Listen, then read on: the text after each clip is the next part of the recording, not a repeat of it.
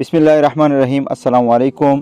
حضرت داؤد علیہ السلام اپنی خلافت و سلطنت کے زمانے میں بھیس بدل کر بازاروں وغیرہ میں جایا کرتے تھے اور مختلف اطراف سے آنے والے لوگوں سے پوچھا کرتے تھے کہ داؤد کیسا آدمی ہے، چونکہ حضرت داؤد علیہ السلام کی سلطنت میں عدل و انصاف عام تھا اور سب انسان آرام و عیش کے ساتھ گزارا کرتے تھے، کسی کو حکومت سے کوئی شکایت نہ تھی۔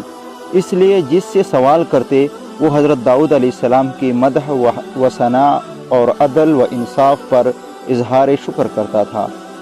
حق تعالی نے ان کی تعلیم کے لیے اپنے ایک فرشتے کو بشکل انسان بھیج دیا۔ جب حضرت داؤد علیہ السلام اس کام کے لیے نکلے تو یہ فرشتہ ان سے ملا۔ حسب عادت اس سے بھی وہی سوال کیا۔ فرشتے نے جواب دیا کہ داؤد بہت اچھا آدمی ہے اور سب آدمیوں سے وہ اپنے نفس کے لیے بھی اور اپنی امت کے لیے بھی بہتر ہے، مگر اس میں ایک عادت ایسی ہے کہ وہ نہ ہوتی تو وہ بالکل کامل ہوتا۔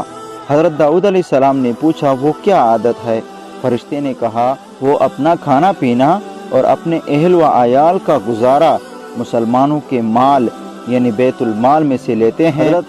یہ بات سن کر حضرت داؤد علیہ السلام نے اللہ تعالیٰ کی طرف الحاح اور زاری اور دعا کا اہتمام کیا کہ مجھے کوئی ایسا کام سکھا دے جو میں اپنے ہاتھ کی مزدوری سے پورا کروں اور اس کی اجرت سے اپنا اور اپنے اہل و عیال کا گزارا کروں اور مسلمانوں کی خدمت اور سلطنت کے تمام کام بلا معاوضہ کروں۔ ان کی دعا کو حق تعالی نے قبول فرمایا، ان کو ذرا سادی کی صنعت سکھا دی اور پیغمبرانہ اعزاز یہ دیا کہ لوہے کو ان کے لیے موم بنا دیا تاکہ یہ صنعت بہت آسان ہو جائے اور تھوڑے وقت میں اپنا گزارا پیدا کر کے باقی وقت عبادت اور امور سلطنت میں لگا سکیں۔